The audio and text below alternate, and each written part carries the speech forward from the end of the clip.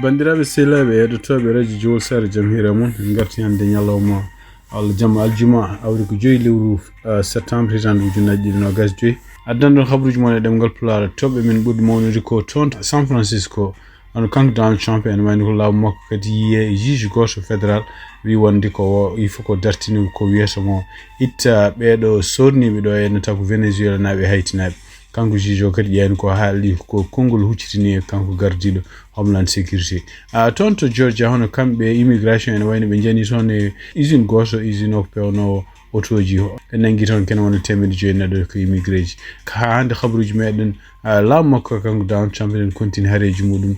contre état ji walla guure démocrate en ko yiya hande hono toon to Maryland kamɓe hohoɓe on toon ɓe kuccitini konguɗi tiiɗi faade makko kanko Donald Trump wonde ɓe jiiɗa garde national habaruji men international ko toon to Mali nawatena ani wayno ko kamɓe Mali ɓe mbawi portude plainte hono Algérie cour international de justice Algérie nde sammini drone mabɓe habaruji men hande manaw en toon to Mali kadi ene wayno ko yimɓe jeegom taw ko Sénégal naɓe diftama ɗum noon ko wadboniyankoɓe tuuma oɗo saha joni ha hande habaruji men partuɗe Mali toon to Mauritanie hono kanko maire mo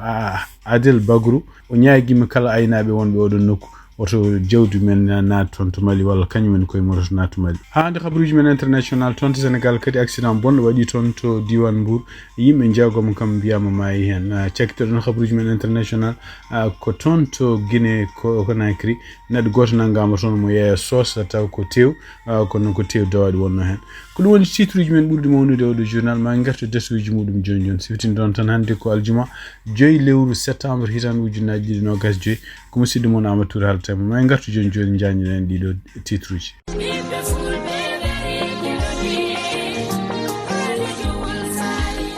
Radio Jowol Sare International dole lingu gondia kono dole Radio Jowol Sare ko hettuyankoɓe mum Amérique Asie Océanie Europe Afrique no keɗo Radio Jowol Sare International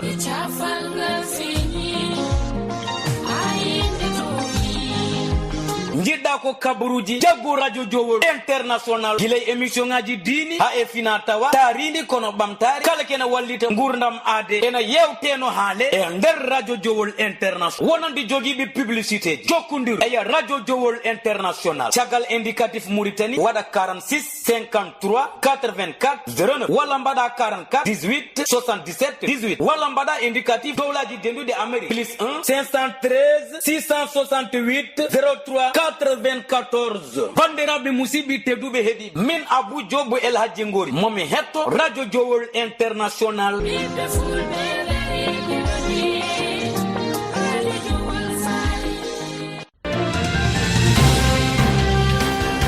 bandiraɓe sehlaɓe heɗotoɓe radio Jowol Sare Jamhira mon ko toon to San Francisco juge goto waɗi ñawore muɗum hande wi wonde ko kanko Donald Trump programme gonnoɗo ɗon mo kanko ancien président Joe Biden mo wurtino programme o ko dandude walla yamirde yimɓe dogɓe toon to Venezuela walla dogɓe toon to Haïti sornaɗo ɗo États-Unis tane mbawi liggade hen ene wayno ko kanko Donald Trump e ɗum noon koye e golle makko kanko gardiɗo Homeland Security o ene wayno oɗon programme o wino koɓe dartini ɗum gila mois d'avril woni ɗiɗo programme uji dartotoɗi kadi e nder nduɗo lewru ɗum noon ko sappo muɗum ɗum noon ko wonande haytinaɓe ɗum noon e wayno ko kanko juge ko hisi kene ɓuura million neɗɗo taw ko ɓe jeeyaɗo e ɓeɗo leyɗele Venezuela e haytinaɓe sodninoɓe ɗo sibabu no caɗele gonɗi toon kanko Donald Trump walla laamu makko wawa waylo ɗum ɗon ɗum noon e wayno ko e wiide makko kanko oɗo juge ɗum ɗo kadi ko hunde jaɓanode toon to congrès e kadi ko hunde nde ganduɗa en o wawa tan wiide mo nawta ɓeɗo sibu surtout enen hiisa wonde ko ɓeɗo kadi so nawtama toon diwnuji to gumi toon to Venezuela walla toon to Haïti ko nokkuji ɗi ganduɗa oɗo saha joni kamɓe département d'état e wiide makko kanko juge ene wayno ɓe mbi wonde ko ɗiɗo ko nokkuji potani yehede américain ji potani yaade toon donc nokkuji kisani ko way wonde fof ene wayno kanko juge o waɗi yamirore makko en ɗaminano noon kanko Donald Trump kadi maɓe mbaɗa appel toon cour suprême ha hande habaruji men ummade toon to Atlanta hono kamɓe département toppitiɗo ko fati immigration ɗum noon ko mbiyata département homeland security e kongol kadi porte-parole mabɓe mbi wonde ɓe jani toon to usine goto gonnoɗo toon to Atlanta non usine o kadi ko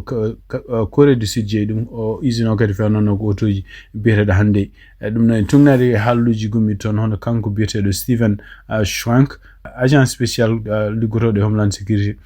nder conférence mo waɗi o fottude jeeniyankoɓe o wi ɓe nangi toon ken wona 1,9 yimɓe liggotonoɓe toon ko ɓuri hewde ɓeɗo yimɓe kadi ko yimɓe jeeyaɓe toon to Corée du Sud ɗum ɗo fof ko gueɗe ɗe ganduɗa e wiide makko kadi ko gueɗe ko tipsuji ɓe keeɓi walla ko yimɓe haaltoɓe kalaniɓe ko ɓooyi ɗum waɗi ɓe keeɓi autorisation nadde toon e oɗon usine ko wonde fof en wayno ko kamɓe département homeland sécurité ɓe mbi ɓe ɗum continue hande yaade ɗiɗo nokkuji ɗi ganduɗa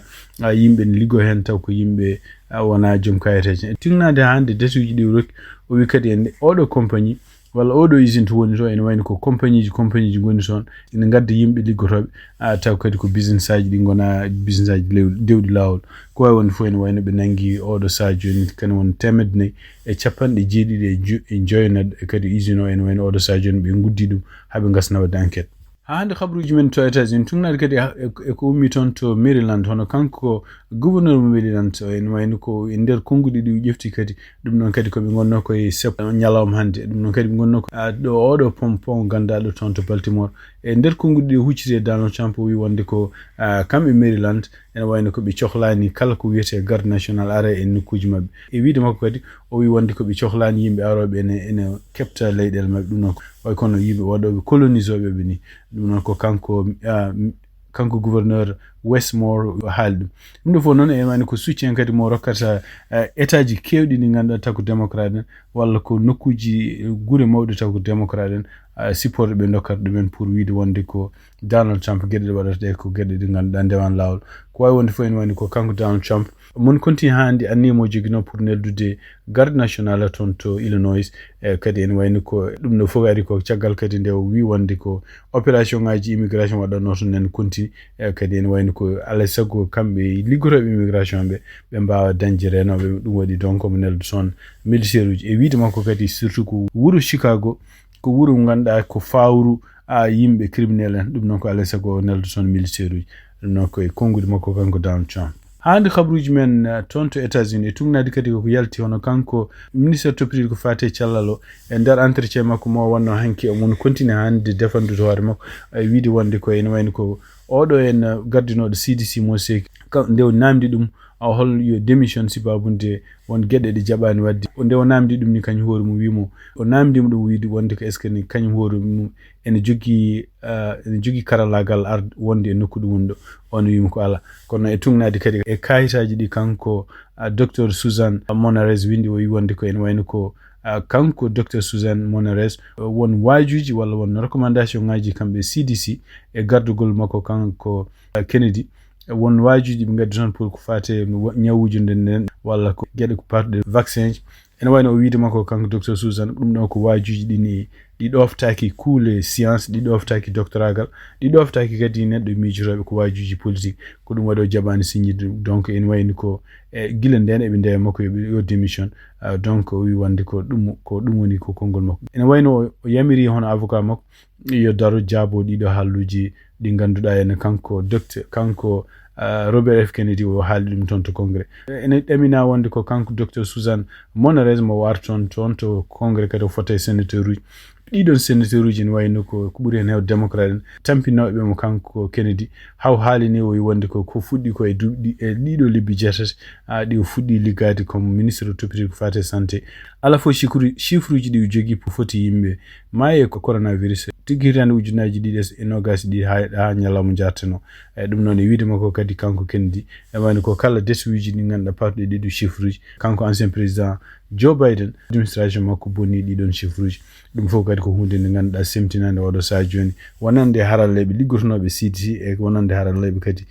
liggotonoɓe kanko gouvernement makko kanko ancien président Joe Biden. Kabaruji e ɗemgal Pulaar e radio Jawol Sare. خبرج من international gidan ko tonto mali tungna dikadi ko Raj France International windi hono kambe ardibe mali be pourti plant hono Algérie dum non e widi mabbe kadi ko wonde ko Algérie nabe walla armée Algérie yandi ni gote durnaji mabbe dido durnaji non ko durnaji dewnodi e wad boniyankobe e widi mabbe en wayno ko yandino odon dron ko nyande capantate go lewru mars hitan ujunnaji di no gasi joy dum non ko sara wuro wetengo Tinzawutan on godon wuro kadi woni ko region biete Kidal dum do fo non e wayno ko podindiral wonno hakkunde kambe mali e Algérie ni wiya wonde ko odo drone no naati e leydi mudum kambe ministère toppiti ko fate administration territorial ton to mali en wayno wi wonde ko Algérie kanyum horumu felli odo drone taw odo drone woni ko leydi kambe malinabe ko wonde fo en wayno ko hande en wayno ko ni Algérie ni malinabe be bawani hollude kartuji di ganduda hollobe exactement hol drone o wonno kono en wayno ko kambe Algérie nabe beedi nyanude halaka joni be nawi halaka tonto nyaawobe cour pénal international pour yeewa hakkunde mabbe kambe Algérie sibabunde e wiidi mabbe kambe mali dum do ko toñanki ha hande tonto mali tungnadi kadi ko yalti e nyalawme hono yimbe jeegom taw ko Sénégal nabe en wayni diftama tonto mali tungnade kongol kanko porte-parole gouvernement Sénégal Moustapha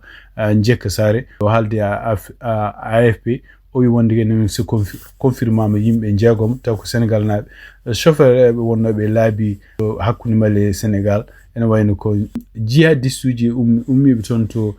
bange hirnaange leydi mali nangi be don nyande alhamis bindo dum non e wayno ko be tuubi wonde ko yimbe jeyabe groupe de soutien à l'islam pelle bodbuniyankobe liggotobe al-qaida ko wonde fo en wayno be do yimbe jeegom ko sofrebe e kadi en wayno ko hande ala kongol gomigol tonto kambe jihadi suji pour wiide holko woni sababu be nangibe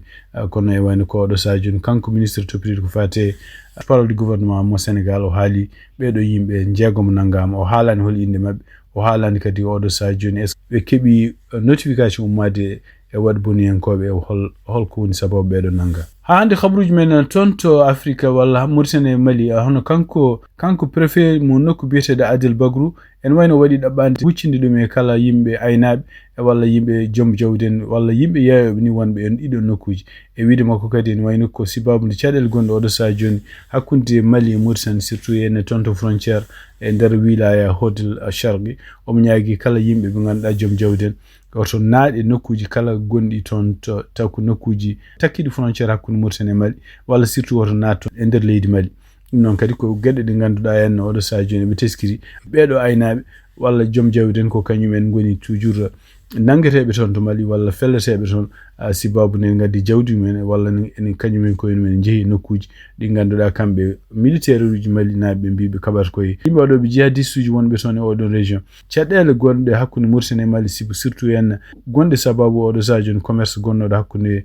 delo leydi fu uddi sibabu ndedo harande be jogi kambe laamu militaire uji gon tonto Mali contre jihadisuji ko ay wonde fof ono kanko ko ho ngodo wuro walla odo region biete Adil Bagru o wi wonde ko kala yimbe rew jogibe jawdi wonbe tako Mauritanie nabe hay goto men o yamirani waji kala jogidi jawdi walla kala gaynako gonde e odo region hoto na tonto leydi Mali tonto Sénégal tungnadi kadi e khabruji gomiri ton accident bondo wadi tonto département Mbour tungnadi hande khabruji bindade tonto Sénégal mbi wonde ko odo sa joni en wayno ko hisam ken wono yimbe joyo mayi hen odo accident non wadi ko sara wuro walla sara nokku bietede Korballalo dum non tungnade kadi khabruji gumide tonto Sénégal ko non Sénégal dum ko Dakar actualité ko ay woni fobi dokani précision ngaji no feyi holko woni sababu accident en wayno accident wadi ko monani hay heurtaw